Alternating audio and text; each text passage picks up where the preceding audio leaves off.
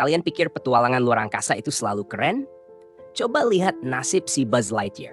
Bukannya terbang ke tak terhingga dan melampauinya, dia malah terdampar di sebuah pantai bersama puluhan kloningan dirinya sendiri. Pas buka kontainer, isinya Buzz semua. Rasanya kayak masuk server private yang penuh akun bot. Begitu sadar mereka benar-benar terjebak di pulau terpencil, harapan buat pulang langsung ambyar. Tapi para Buzz KW ini nggak menyerah.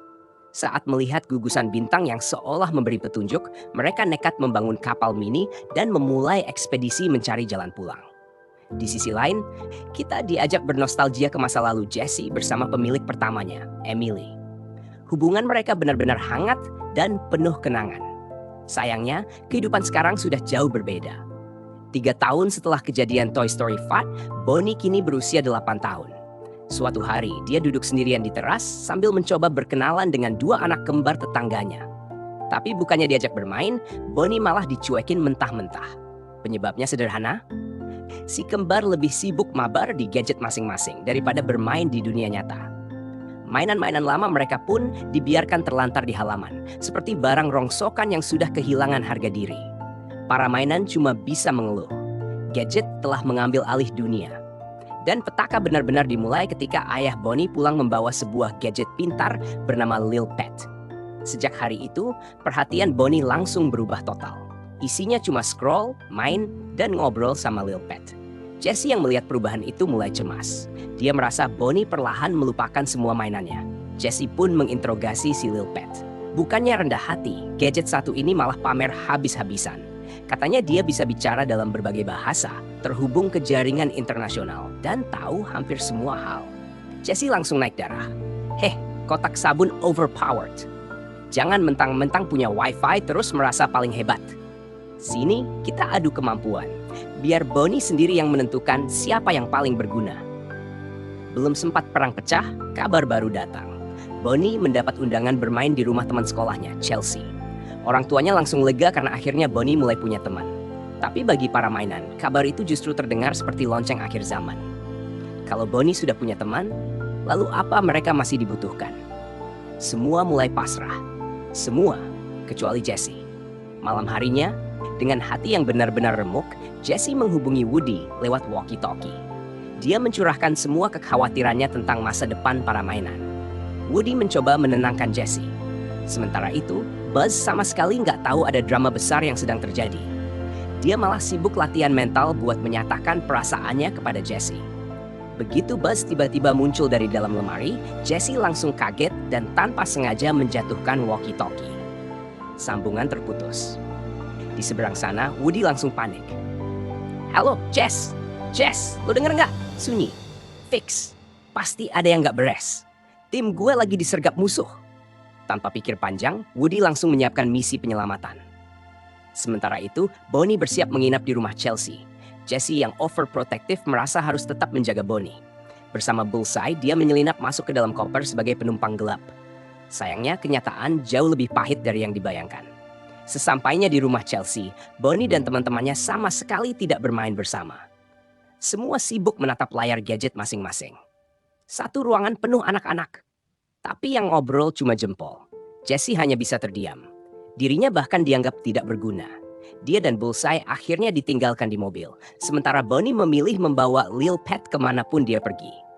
Nggak kuat menerima kenyataan itu, Jessie memutuskan turun dari mobil. Tapi nasib buruk kembali menghampiri. Dia terpeleset dari pohon dan ditemukan oleh sepasang kakek nenek.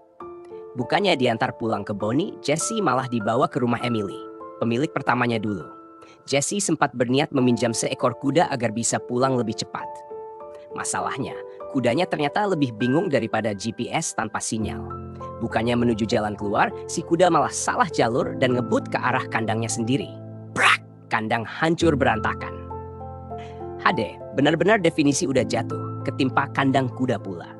Sementara Jessie berjuang di tempat asing, di markas utama Buzz justru gabut tingkat dewa. Dia malah sibuk menjadi wedding organizer buat pernikahan Forky dan Karen supaya Bonnie punya kejutan saat pulang nanti. Di tengah kesibukan itu, Woody dan Bo Peep datang ngos-ngosan. Woody langsung mencari Jessie karena yakin sahabatnya sedang dalam bahaya. Buzz cuma bengong. Tenang, bro, di sini aman.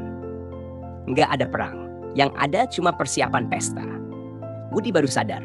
Semua kepanikannya ternyata cuma gara-gara sinyal walkie-talkie yang putus. Sementara Woody masih malu karena salah paham gara-gara walkie-talkie putus, nasib Jesse justru makin gak jelas. Dia terjebak di tumpukan jerami sampai akhirnya diselamatkan seekor babi yang tiba-tiba muncul entah dari mana. Bukannya langsung menemukan jalan pulang, Jesse malah dibawa ke sebuah rumah tua yang dipenuhi mainan-mainan lawas. Di sanalah dia bertemu Smarty Pants, mainan super pintar yang langsung mengangkat dirinya sendiri sebagai rekan perjalanan Jesse. Di saat yang sama, pasukan kloningan Buzz Lightyear akhirnya berhasil mencapai sebuah hutan. Dari kejauhan mereka melihat sekelompok manusia sedang berkemah. Awalnya semua berjalan normal, sampai salah satu Buzz tertangkap dan dibawa pergi oleh manusia. Seketika seluruh pasukan langsung panik. Mereka mengira manusia adalah ancaman besar yang siap memulai peperangan kapan saja. Padahal manusianya cuma ngira dia mainan yang nyasar. Benar-benar pasukan astronot KWO. Baru lihat manusia sedikit saja, mentalnya langsung goyang. Sementara itu, Bonnie akhirnya pulang dari rumah Chelsea. Bukannya senang, wajahnya malah cemberut dan bad mood maksimal. Ternyata dia diejek teman-temannya karena masih suka bermain dengan mainan jadul. Melihat Bonnie sedih, Woody dan Buzz langsung menginterogasi Lil Pet. Namun si gadget pintar itu sama sekali tidak merasa bersalah. Dia malah playing victim. Menurutnya, semua kesalahan ada pada para mainan yang membuat Bonnie terlihat ketinggalan zaman. Belum puas sampai di situ, diam-diam Lil Pet mengirim pesan kepada ayah Bonnie agar semua mainan dipindahkan ke garasi. Mendengar itu, Woody langsung naik pitam. Tanpa banyak bicara, dia mencabut kabel pengisi daya Lil Pet. Rasakan tuh, jangan macam-macam sama klan mainan analog. Di sisi lain, Jesse mulai benar-benar kehilangan harapan. Setelah merasa ditolak Bonnie, dia yakin dirinya sudah tidak berguna lagi. Dengan hati yang hancur, Jesse duduk sendirian di bawah pohon sambil mengenang masa-masa indah bersama Emily. Namun di tengah kesedihannya, dia menemukan sebuah kotak tua yang terkubur di dalam tanah. Perlahan kotak itu dibuka, dan isi di dalamnya langsung membuat Jesse terpaku. Emily ternyata sudah tumbuh dewasa. Dia telah memiliki keluarga, bahkan seorang putri yang diberi nama Jessie. Di momen itu, Jesse akhirnya sadar. Emily memang meninggalkan mainannya, tetapi dia tidak pernah meninggalkan kenangannya. Anak-anak memang akan tumbuh dewasa. Mainan mungkin tersimpan di dalam kotak, namun semua tawa, tangis, dan kebahagiaan yang pernah mereka ciptakan tetap hidup selamanya. Sementara itu, Lil Pet akhirnya mulai menyadari kesalahannya. Dia melihat sendiri betapa besar pengorbanan para mainan demi Bonnie. Dipenuhi rasa bersalah, Lil Pet memutuskan mengakhiri semuanya. Dia nekat membuang dirinya sendiri ke dalam truk donasi.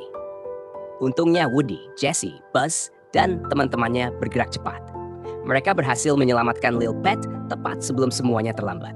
Sejak saat itu, permusuhan mereka resmi berakhir. Jesse akhirnya menyadari satu hal penting. Musuh mereka bukanlah teknologi. Yang berbahaya adalah ketika teknologi membuat manusia melupakan orang-orang di sekitarnya. Kalau digunakan dengan benar, mainan dan gadget justru bisa saling melengkapi. Mereka pun bekerja sama mengirim pesan virtual untuk mempertemukan Bonnie dengan Blaze, anak tetangga pemilik kuda yang ternyata juga sama-sama kesepian. Keesokan paginya, Blaze datang ke rumah Bonnie sambil membawa Jesse dan Bullseye. Begitu sadar mereka punya hobi yang sama, Bonnie dan Blaze langsung akrab. Mereka bermain, tertawa, berlari, dan akhirnya menikmati masa kecil tanpa harus terus menatap layar. Melihat semua itu, Jesse akhirnya bisa tersenyum lagi. Pengorbanannya tidak sia-sia. Dan di saat suasana mulai menghangat, ada satu orang yang deg-degan bukan main. Yap, siapa lagi kalau bukan Buzz Lightyear. Setelah latihan mental berhari-hari, dia akhirnya memberanikan diri menyatakan perasaannya kepada Jesse. Untung kali ini nggak ada walkie-talkie putus, nggak ada salah paham, nggak ada gangguan. Misinya berjalan mulus. Jesse pun menerima perasaannya. Akhirnya, bukan cuma Bonnie yang mendapatkan teman baru.